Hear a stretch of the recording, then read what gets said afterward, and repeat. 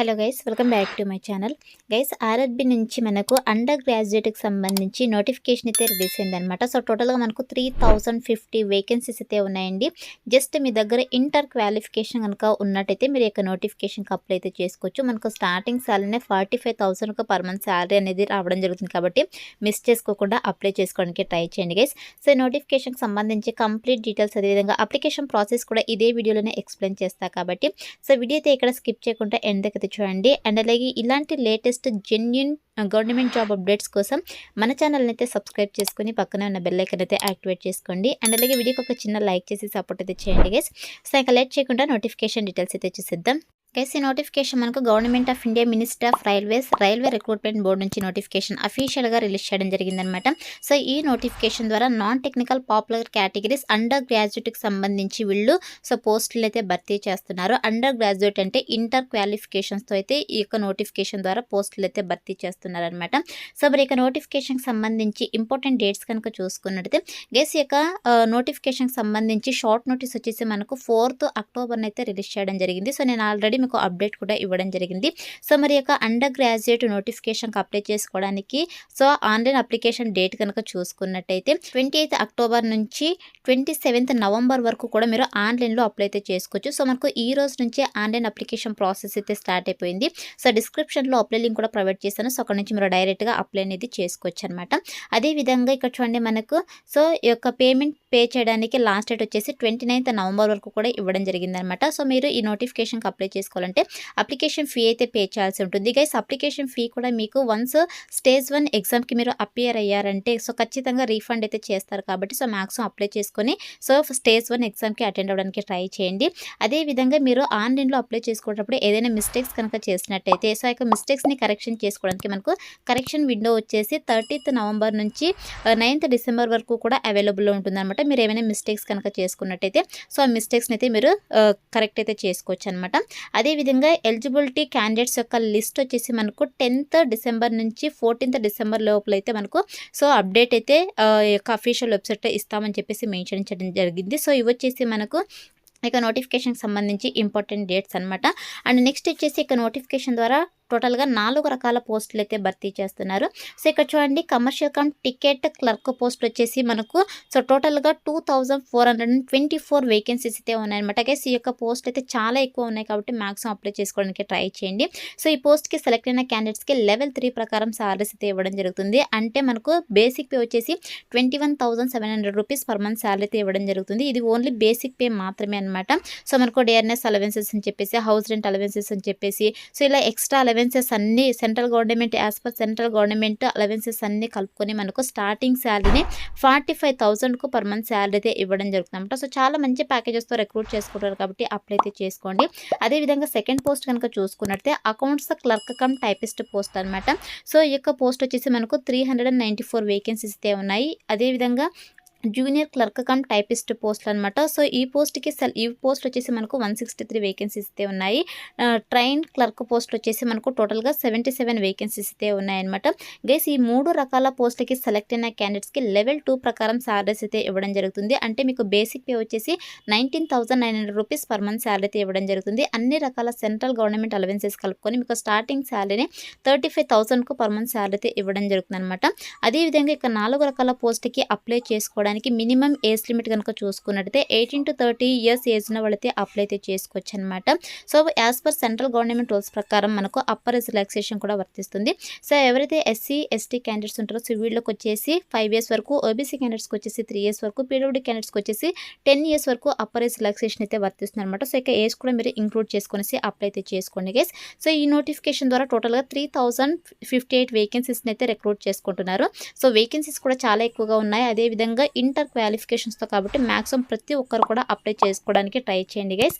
And next వచ్చేసి ఇక నోటిఫికేషన్కి వచ్చేసి ఇండియన్ సిటిజన్స్ ఎవరైనా అప్లై అయితే చేసుకోవచ్చు. అంటే మన ఆంధ్రప్రదేశ్ తెలంగాణ 2 రాష్ట్రాల వాళ్ళు మెయిల్ అండ్ ఫీమేల్ క్యాండిడేట్స్ ఇద్దరు కూడా ఇక నోటిఫికేషన్కి అప్లై చేసుకోవడానికి ఎలిజిబుల్ అనమాట. అండ్ నెక్స్ట్ వచ్చేసి ఇక 4 రకాల పోస్టులకు అప్లై చేసుకోవడానికి మినిమం క్వాలిఫికేషన్ కనుక చూసుకున్నట్టయితే గైస్, ఇక్కడ చూడండి, మనకు ఓన్లీ ఇంటర్ క్వాలిఫికేషన్ కనుక ఉన్నట్టయితే అప్లై అయితే చేసుకోవచ్చు. ఇంటర్లో వచ్చేసి మీకు 50% మార్క్స్తో మీరు పాస్ కనుక అయినట్టయితే ఇక నోటిఫికేషన్కి అప్లై అయితే చేసుకోవచ్చు అనమాట. సో ఇక 4 రకాల పోస్టులకు కూడా సేమ్ క్వాలిఫికేషన్స్ అనమాట. జస్ట్ ఇంటర్ క్వాలిఫికేషన్ ఉన్నట్టయితే అప్లై అయితే చేసుకోవచ్చు. అదేవిధంగా కొన్ని పోస్టులకు వచ్చేసి మనకు టైపింగ్ టెస్ట్ అయితే అడుగుతుంది, అంటే టైపింగ్ స్పీడ్ అయితే ఉండాలన్నమాట. సో మీకు అప్లై చేసుకోవడానికి ఎటువంటి టైపింగ్ స్పీడ్ అయితే అవసరం లేదు. ఫస్ట్ అయితే అప్లై చేసుకోండి, తర్వాత మీరు అప్లై చేసుకున్న తర్వాత కూడా ఇక్కడ టైపింగ్ స్పీడ్ అనేది నేర్చుకోవచ్చు అనమాట. సో ఇక్కడ చూడండి, ఈ యొక్క accounts clerk cum typist, junior clerk cum typist, trains clerk ఏవైతే పోస్ట్ ఉన్నాయో సో ఇక పోస్టులకు వచ్చేసి టైపింగ్ టెస్ట్ అయితే ఉంటుందన్నమాట. సారీ, ఈ యొక్క ట్రైన్స్ క్లర్క్ పోస్ట్ కూడా ఎటువంటి టైపింగ్ టెస్ట్ అయితే అవసరం లేదు. సో ఓన్లీ ఈ యొక్క accounts clerk cum typist, junior clerk cum typist పోస్టుకు వచ్చేసి మీకు టైపింగ్ స్పీడ్ అయితే ఉండాలి. ఇంగ్లీష్లో వచ్చేసి so 35 words per minute typing speed అయితే ఉండాలన్నమాట. సో ఇక క్వాలిఫికేషన్స్ ఉన్న వాళ్ళైతే అప్లై అయితే చేసుకోవచ్చు గైస్. అండ్ నెక్స్ట్ వచ్చేసి గైస్ ఇక్కడ చూడండి, మనకు ఏజ్ రిలాక్సేషన్ కూడా నేను ఆల్రెడీ మీకు ఎక్స్ప్లెయిన్ చేశాను కదా, మీరు ఇక్కడ క్లియర్గా చెక్ చేసుకోవచ్చు అనమాట. అండ్ నెక్స్ట్ వచ్చేసి గైస్ ఇక పోస్ట్లకి సెలక్షన్ ప్రాసెస్ కనుక చూసుకుంటే ఫస్ట్ మీరు ఆన్లైన్లో అప్లై చేసుకోవాల్సి ఉంటుంది. ఏ విధంగా అప్లై చేసుకోవాలో కూడా ఎక్స్ప్లెయిన్ చేస్తాను.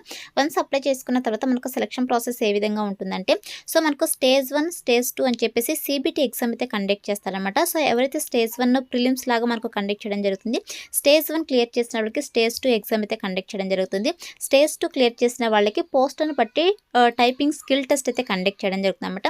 సో ఇక స్కిల్ టెస్ట్ వచ్చేసి ఓన్లీ పోస్టులను బట్టి మాత్రమే కండక్ట్ చేస్తారు, అన్ని పోస్టులకి కూడా కండక్ట్ చేయరు అనమాట. ఇదైతే గుర్తుపెట్టుకోండి గైస్. సో ఇక్కడ చూడండి, మనకు సెలక్షన్ ప్రాసెస్ సంబంధించి డీటెయిల్గా చూసుకున్నట్టయితే స్టేజ్ 1 కంప్యూటర్ బేస్డ్ ఎగ్జామ్కి సంబంధించి ఎగ్జామినేషన్ స్ట్రక్చర్ కనుక చూసుకున్నట్టయితే సో మనకు ఎగ్జామ్ డ్యూరేషన్ వచ్చేసి 90 minutes అయితే ఇవ్వడం జరిగింది. సో జనరల్ అవేర్నెస్ నుంచి మనకు 40 questions, మ్యాథమెటిక్స్ నుంచి 30 questions, general intelligence and reasoning నుంచి మనకు 30 questions అయితే రావడం జరుగుతుంది. టోటల్గా 100 marks అయితే ఇక స్టేజ్ 1 CBT ఎగ్జామ్ అయితే కండక్ట్ చేస్తారనమాట.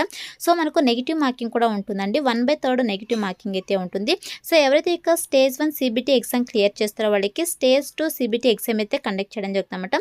సో ఇక స్టేజ్ 1 CBT ఎగ్జామ్ సంబంధించి సిలబస్ కూడా క్లియర్గా మెన్షన్ చేయడం జరిగింది. Mathematics, general intelligence and reasoning, general awareness, అదేవిధంగా జనరల్ అవేర్నెస్ అని చెప్పేసి మెన్షన్ చేయడం జరిగింది. మీ యొక్క సిలబస్ని ఫాలో అయితే సరిపోతుంది.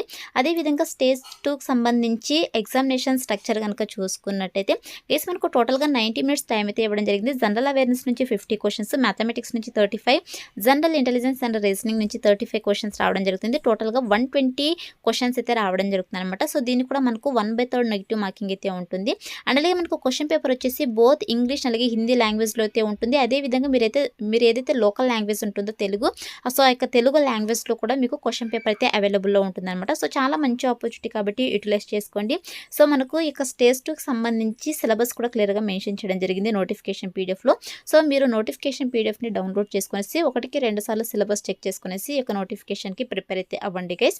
అదేవిధంగా ఎవరైతే స్టేజ్ 2 CBT ఎగ్జామ్ క్లియర్ చేస్తారో వాళ్ళకి పోస్ట్ని బట్టి computer based typing skill test అయితే కండక్ట్ చేయడం జరుగుతుంది. ఈ యొక్క టైపింగ్ టెస్ట్ అనేది ఓన్లీ క్వాలిఫైయింగ్ నేచర్లో మాత్రమే కండక్ట్ చేయడం జరుగుతుంది.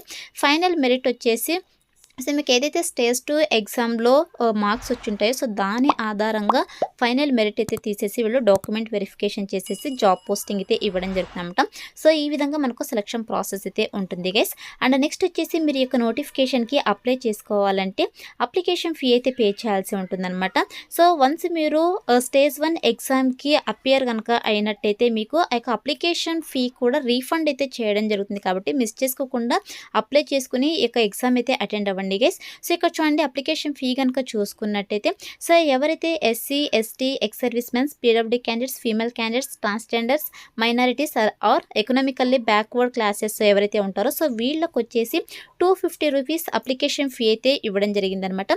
సో ఈ 250 రూపీస్ అప్లికేషన్ ఫీ మీరు ఇప్పుడు పే చేసిన తర్వాత ఎవరైతే స్టేజ్ 1 ఎగ్జామ్కి అటెండ్ అవుతారో సో ఆ క్యాండిడేట్స్కి వచ్చేసి వీళ్ళు అప్లికేషన్ ఫీ కూడా రీఫండ్ చేస్తాము, బ్యాంక్ ఛార్జెస్ని డిడక్ట్ చేసేసి మిగతాది మేము రీఫండ్ చేస్తామని చెప్పేసి మెన్షన్ చేయడం జరిగింది.